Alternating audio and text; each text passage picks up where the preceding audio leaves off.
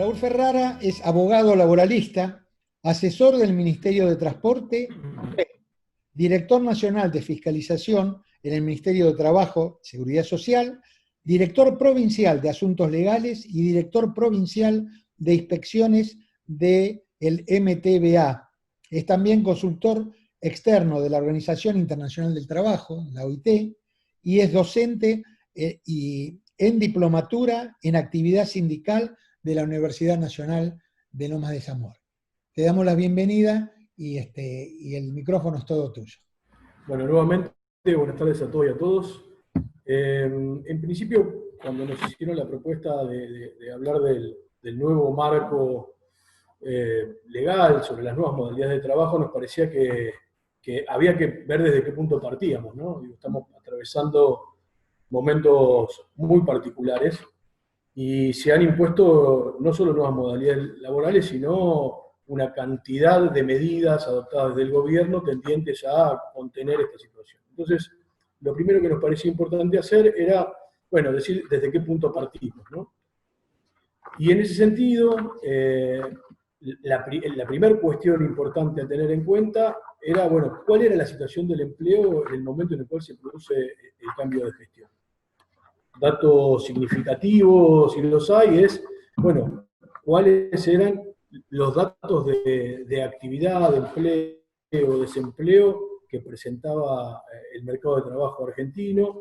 Todo lo hemos padecido, sabíamos que habíamos llegado en algún momento en el segundo trimestre nuevamente a los 2 dígitos de desempleo. Acá en este gráfico que publicó el INDEC podemos ver la evolución del último año de gestión de Macri, cómo evolucionó el desempleo, cómo una demanda pujante de ocupados demandantes de empleo, que es un dato relevante, porque si bien finalizó el cuarto trimestre, datos que fueron publicados el 27 de marzo por el INDEC, con un 8,9 de desempleo, lo cierto es que había un 19% de la población que se encontraban en una demanda activa de empleo, es decir, ocupados que se encuentran en una mala situación laboral y que están pujando en ese mercado por mejorar sus condiciones de trabajo. ¿Qué nos permite inferir estos datos duros que presentaba el mercado de trabajo al cierre de la gestión de Macri?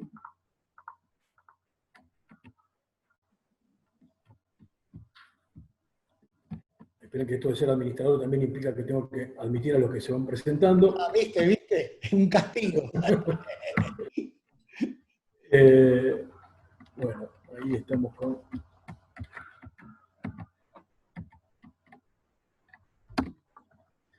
En ese momento, al cambio de gestión, teníamos 1.200.000 desocupados, 2.650.000 ocupados demandantes de empleo, ese dato que les daba del 19% de trabajadores ocupados pero demandantes de empleo, casi 4 millones de personas con problemas de empleo, totalizaba esto, uno casi de cada 3 trabajadores de los que se denominan población económicamente activa, presentaban problemas de trabajo al inicio de la gestión de Alberto Fernández.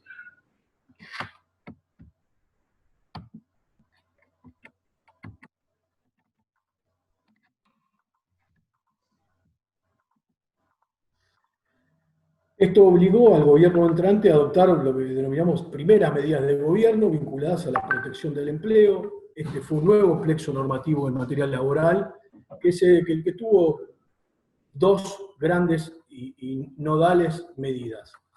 Unas destinadas a proteger el empleo y otras destinadas a inyectar salario en el bolsillo de los trabajadores. La primera medida que se tomó, apenas amanecido el gobierno el 13 de diciembre, fue el decreto 34, que lo que hizo fue recurrir a una receta que ya era conocida, que tuvo como origen el análisis de aquel veto a la ley antidespidos del 2016, esa ley que había sido sancionada por el Congreso y que fue vetada por Mauricio Macri, implicó que entre el 2016 y el 2019 se perdieran 111.000 puestos de trabajo. En función de esa necesidad, el gobierno declara la emergencia ocupacional por 180 días. Esto se declaró el 13 de diciembre, vence el 10 de junio de este año, y implicó retomar aquella receta que se había tomado durante la crisis del 2001, que era el mecanismo de la doble indemnización para despidos sin causa. Doble indemnización que abarca todos los conceptos indemnizatorios, la indemnización por antigüedad, por preaviso, todos los conceptos vinculados a una desvinculación están contemplados y se exceptúa de esta medida el empleo sin estabilidad dentro del Estado. La otra medida que toma el gobierno también en los primeros días de gobierno, antes de la pandemia estamos hablando, son el dictado de 2 decretos, el 14 y el 56, que lo que hacen es, fijan una inyección de dinero en el bolsillo de los trabajadores. El 14 está vinculado al sector privado, y lo que fija es, junto con las remuneraciones del mes de enero, una inyección de 3.000 pesos al bolsillo de los trabajadores, que se incrementa en 1.000 pesos más, es decir, totalizando 4.000 a partir del mes de febrero, y con la particularidad de que son deducibles de paritaria. Es un anticipo de paritaria, si se quiere. A su vez, complementando estas medidas que podían impactar en el sector PYME, que fue el sector más castigado dentro de las políticas económicas del gobierno de Cambiemos, se las exime del pago de 3 meses de las contribuciones patronales sobre esos incrementos, para aliviar en alguna medida la carga y la presión que implicaba el pago de esos incrementos. Y respecto al sector público, se adoptó una medida similar, con un desfasaje de un mes en realidad. El decreto 56, que abarca administración central, implicaba el pago de los 3.000 pesos, pero a partir de febrero, el incremento de 1.000 pesos más a partir de marzo, y también deducible de la paritaria, topeado este incremento salarial en los salarios de hasta 60.000 pesos. Y ahora vamos a nuevo marco laboral de emergencia, que vino, a atravesar toda la crisis que se estaba viviendo en el mercado de trabajo. Vemos que el mercado de trabajo no era un mercado saludable al momento del cambio de gestión, que se tomaron unas primeras medidas para sanear ese mercado, para inyectar liquidez en el bolsillo de los trabajadores, para proteger el empleo. Sin embargo, nos atravesó la pandemia, y la pandemia requirió lo que denominamos el trabajo de la emergencia, ¿no? Cómo regular en estas condiciones el mercado de trabajo en defensa del empleo, en defensa del salario y cuidando a las pymes.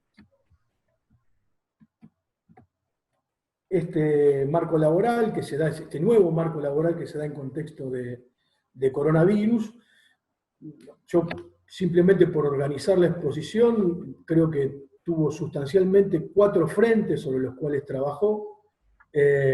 Uno es el cuidado del empleo, el otro es el cuidado del salario, por otro lado, un mecanismo de riesgo de trabajo particular para la pandemia, y por otro lado, la protección de los derechos de sindicalización y de incumbencias colectivas. Empecemos por el empleo, que creemos que es como el nudo más fuerte de medidas protectorias que debió adoptar el gobierno en el contexto de afectación por parte del coronavirus de la actividad económica. Recordemos que ese marco normativo implicó que se dictaran en poco más de 45 días más de 500 normas vinculadas al coronavirus. Esto incluye obviamente todo el plexo normativo, que va desde normas laborales, normas sanitarias, normas económicas, y en todos sus niveles, desde decretos de necesidad y urgencia, decretos comunes, resoluciones, disposiciones. En definitiva, se han dictado más de 500 normas. Yo los invito a ingresar al boletín oficial y descargar el boletín, que está actualizado hasta el 30 de abril y que contiene todas las normas que se dictaron. Hoy está con más de 1.000 páginas, tiene ese boletín informativo que se actualiza periódicamente por el boletín oficial. Yendo específicamente a la cuestión del empleo, que era lo que les decía, que fue las primeras medidas que se tomaron. La primera gran medida es el decreto 329, que lo que hace es prohibir despidos y suspensiones por 60 días.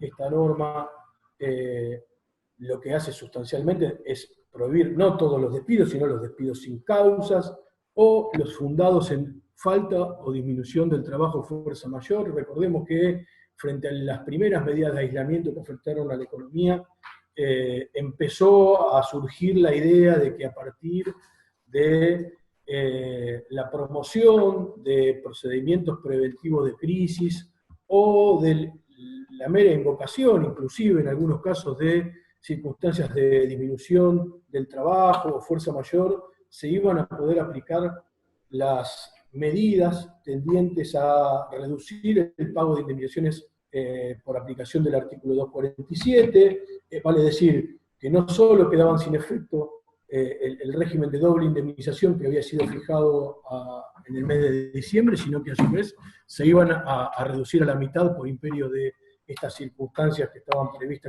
están previstas en el ordenamiento jurídico laboral, y por eso parecía acertado y oportuno que se aclarara que no correspondía invocar frente a las circunstancias de la pandemia estas causales para despedir personal. Sí se dejó a salvo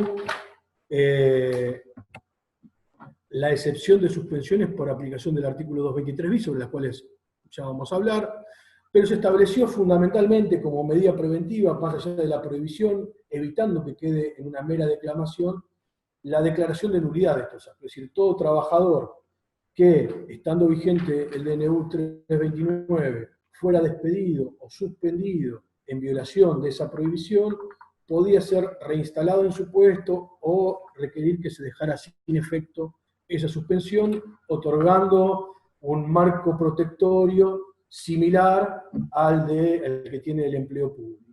Lo que denominamos los abogados un sistema de estabilidad propio, aunque temporal.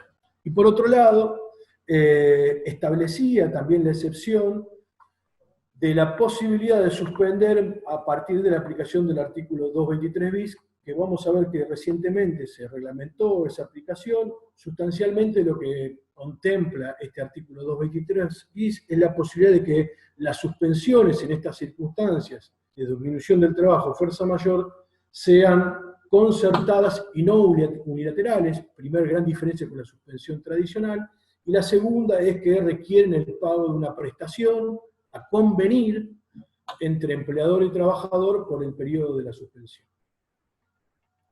¿Qué es lo que reglamentó la resolución del Ministerio de Trabajo reciente, la 397?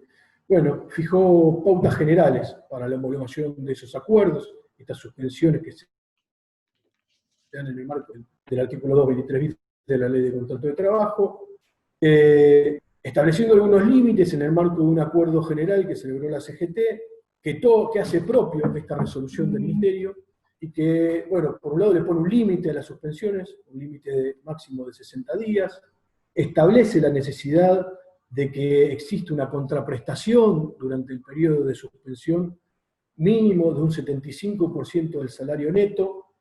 Recordemos que el salario neto implica descontar las contribuciones patronales, vale decir el 83% del salario bruto de los trabajadores, y contempla la necesidad de que se realicen los aportes y contribuciones destinados a la obra social y a la cuota sindical. Bajo estos parámetros generales, se establecen dos modalidades para la celebración de estos acuerdos de preservación de puestos de trabajo. Uno es que en el caso de que la presentación sea conjunta entre el sindicato con personería gremial y la empresa, solo se va a verificar la legalidad del acuerdo, es decir, que ese acuerdo se ajuste a las pautas fijadas en el acuerdo marco. Y el segundo supuesto, es el de presentación solamente por la empresa, sin intervención directa del sindicato, en cuyo caso la norma lo que contempla es un traslado de 3 días al sindicato con personería gremial, la presentación de la nómina de los trabajadores y una declaración jurada de que se ha celebrado bajo algún tipo de acuerdo con los trabajadores. Tal vez el elemento que más críticas presenta esta resolución, que ha actuado priorizando la celeridad en estos procesos de acuerdos de suspensiones, es la no intervención directa del sindicato en una primera instancia, es algo que ha sido criticado en algunos sectores, y lo segundo es que, pensando en las posibilidades que tiene, por un lado, un trabajador de no estar de acuerdo con la celebración de estos acuerdos, la falta de control mediante solo un mecanismo de declaración jurada de la expresión de voluntad del trabajador, parecería que en tren de priorizar la celeridad en el proceso, bueno, se han en alguna medida flexibilizado requisitos que harían al control de legalidad. Esto me parece que admite algunas cuestiones. Otra cuestión que también ha sido criticada es que muchos sindicatos no pueden ejercer ese control en forma directa, y a mí se me ocurre pensar, por ejemplo, en la atomización que tiene alguna actividad, como por ejemplo el sector del comercio. Imagino acuerdos individuales celebrados entre empleadores y trabajadores que son prestados en forma directa al Ministerio de Trabajo, que se notifican por digital al sindicato y que esto llegue de forma masiva. Me parece que va a ser complicado que los sindicatos puedan ejercer ese control para verificar mínimamente que ha habido una conformidad del trabajador. Me parece que es un tema a trabajar. Esperen que voy a...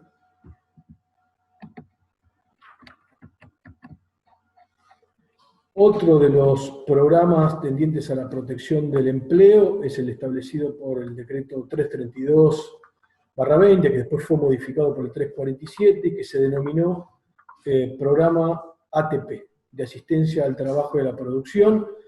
Yo lo incluí en este grupo de medidas vinculadas al empleo, más allá de que también incluye algunas medidas tendientes a la protección del salario, así que lo vamos a ver en el otro apartado también.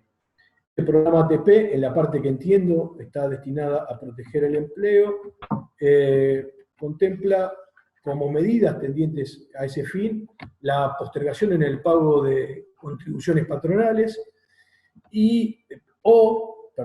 la reducción de hasta el 95% de las contribuciones. Estos dos beneficios no son acumulables, con lo cual de esta forma se aliviana la presión sobre el sector empleador tendiente a garantizar y preservar los puestos de trabajo. En función de la afectación es que el comité de evaluación define cuál va a ser el beneficio que se otorga, si la postergación o la reducción de los aportes patronales.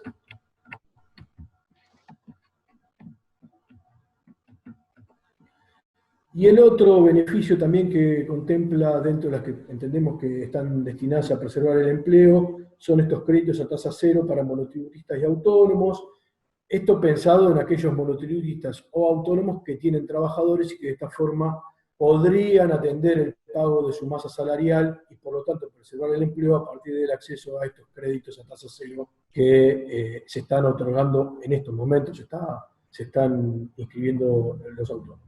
¿Cuáles son los requisitos generales que establece el programa? Bueno, por un lado que la actividad esté afectada y alcanzada por el aislamiento social preventivo y obligatorio, o ASPO, es decir, que tiene que ser una actividad no esencial. También se contempla los sectores o actividades o empresas que tengan muchos trabajadores afectados por el COVID, y esto tiene que ver esencialmente con el sector de la salud, o trabajadores dispensados de prestar tarea por integrar los grupos de riesgo. Y por último, otro de los requisitos que se establece para el acceso a este programa, como requisitos generales, es la reducción de la facturación desde el 2 de marzo, haciendo un comparativo entre marzo 2020 marzo 2019. Estos son generales, más allá de que por vía reglamentaria el Comité de Evaluación ha hecho recomendaciones que han actuado y aclarado algunos de estos términos. Por un tema de tiempo, que ya estoy medio pasado, vamos a ir avanzando sobre este tema. El otro elemento sustancial es la resolución 279 del Ministerio de Trabajo, que estableció algunas modificaciones al régimen general de derechos laborales, nosotros lo hemos caracterizado como condiciones laborales, y esencialmente ha establecido la posibilidad de un ejercicio de modificaciones sobre el ius variandi que parece novedoso.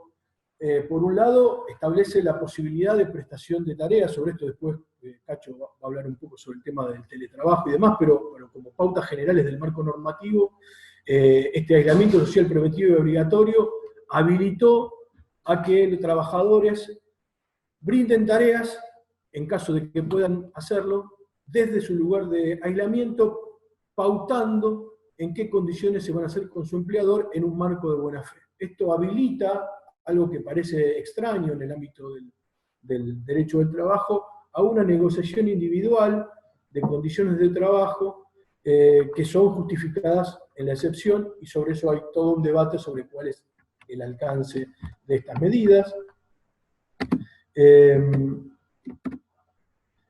Lo otro que establece como situación excepcional es la obligatoriedad de prestar tareas suplementarias que en condiciones normales son voluntarias para el trabajador respecto de las tareas esenciales. Esto es una modificación del régimen ordinario, es decir, al establecer que aquellas tareas que fueron declaradas esenciales en el marco de la pandemia lo son y constituyen una exigencia excepcional de la economía nacional, modifican esta ecuación de que las horas suplementarias solo se trabajaban en caso de que el trabajador lo quisiera, en este caso son de cumplimiento obligatorio.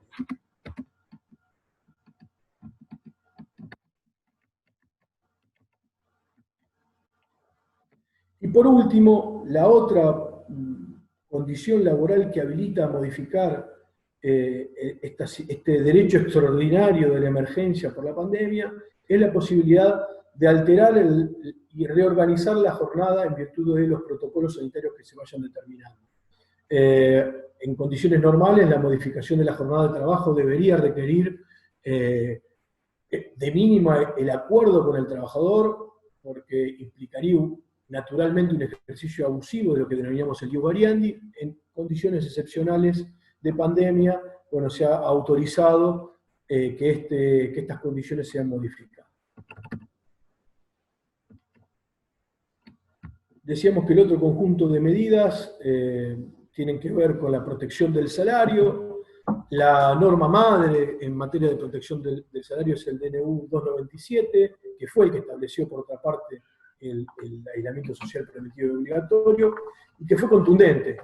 Expresamente estableció la necesidad del goce íntegro de los ingresos habituales de los trabajadores. Sin embargo, también estableció facultades reglamentarias por parte del Ministerio de Trabajo, Empleo y Seguridad Social, y en ese marco es en el cual uno se puede explicar, por ejemplo, la posibilidad de establecer regímenes de negociación como los que contempla el 223 bis, de suspensiones concertadas y pago de prestaciones que no alcancen al 100% de la remuneración. La otra medida, que ya habíamos hablado en el otro conjunto de medidas vinculadas a la protección del empleo, es nuevamente el programa ATP, que estableció el decreto 332, y que crea la figura del salario complementario. Hago una aclaración, el programa ATP nació con otras herramientas y en la dinámica de la emergencia se fue complementando. Yo me estoy refiriendo exclusivamente a las herramientas que están actualmente vigentes, pero sepamos que esto tuvo una evolución desde su sanción original hasta ahora. Finalmente lo que quedó es el salario complementario, que contempla la posibilidad de que se les abone directamente a los trabajadores mediante un mecanismo directo y previa inscripción de las empresas, el 50% del salario neto. Esto era lo que les hacía referencia con anterioridad, de que solamente va a ser sobre el 83% del bruto, ese cálculo del salario neto, tomando como referencia febrero del 2020. se fija también un mínimo de un salario mínimo vital y móvil y un máximo de 2 salarios mínimos vitales y móviles. Los mismos requisitos que habíamos hablado antes respecto de cuáles son las actividades y necesariedad de la afectación en la actividad económica para acceder al programa. Me están viendo que redondea, así que voy a tratar de hacerlo, a pesar de las dificultades que me plantea el Prezi. Hablando de la normativa de emergencia en materia de riesgos del trabajo, protección de riesgos del trabajo, la medida más importante que se dictó fue el DNU 367, que incorporó al COVID como una enfermedad profesional no listada. Esta fue sustancialmente la medida más importante, fue un fuerte reclamo sobre todo de los trabajadores de la salud, y si bien todavía se critica algunas cuestiones vinculadas a el esquema de presunciones y obligatoriedad de probar la relación causal entre la enfermedad con la prestación de tareas, lo cierto es que abre una puerta hacia que sea finalmente tratada, o establece la obligatoriedad de brindar las prestaciones de salud a los trabajadores que están prestando tareas esenciales y que se contagian del COVID, y una presunción a favor, en particular, de los profesionales de la salud. Y por último, la otra resolución en materia de riesgo del trabajo fue la dictada por la Superintendencia de Riesgo del Trabajo, que otorga a los trabajadores que brindan tareas de teletrabajo de cubrir los riesgos del trabajo en su domicilio, a pesar de no cumplirse con los protocolos que se habían establecido mediante una resolución del año 2012 que exigía determinados requisitos para hablar de teletrabajo. Lo cierto es que hoy los trabajadores que brindan tareas en forma remota, que hacen home office o teletrabajo, tienen cobertura de riesgo del trabajo a partir de la denuncia que hace el empleador. Y ya por último, hablando de lo que tiene que ver con los derechos y la protección de los derechos sindicales, medidas muy recientes, sustancialmente la resolución de la Secretaría de Trabajo 489, incorpora medidas muy novedosas en materia de protección. Por un lado, se estableció una prórroga de todos los mandatos, la suspensión de todos los procesos electorales hasta el 30 de septiembre. Se prohibieron también todos los actos institucionales que incluyan movilización, traslado o aglomeración. Esto ha recibido algunas críticas en virtud de que algunos sectores consideran que podría afectar los derechos sindicales, pero lo cierto es que se dan en un marco de una prohibición sanitaria. Como decía, se prorrogaron por 180 días los mandatos a partir del 30 de septiembre, porque ya había una norma previa que los había prorrogado hasta el 30 de septiembre, con lo cual mandatos de comisiones directivas, organización, congresales e incluso están prorrogados. En términos reales esto es hasta fin del mes de marzo del 2021. Y lo más novedoso en materia del ejercicio de los derechos sindicales es que se autorizan reuniones virtuales de los órganos de dirección. Esto es un nuevo mecanismo de sesión de los organismos sindicales, de los órganos de las organizaciones sindicales, con un mecanismo de firma de actas una vez que se deje sin efecto el aislamiento social preventivo obligatorio. Como les decía, se han dictado más de 500 normas en materia de emergencia sanitaria, muchas de las cuales han modificado parámetros vinculados al mundo del trabajo. Esto tiene una inercia que es muy dinámica y seguramente estas normas a las cuales hice referencia, y que son solamente algunas que seleccioné, porque solamente el marco laboral del COVID en forma completa creo que llevaría un seminario de varias horas. Estas son algunas que me pareció importante destacar.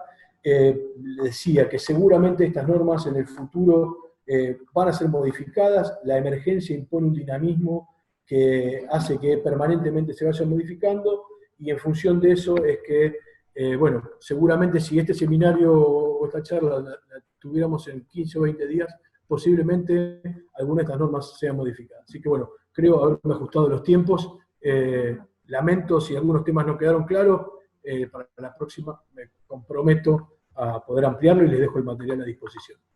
Al contrario, fue una exposición muy clara y que ha hecho un inventario de todas las medidas tomadas y que seguramente ha despertado muchas inquietudes y muchas preguntas que cuando llegue el momento los presentes te harán.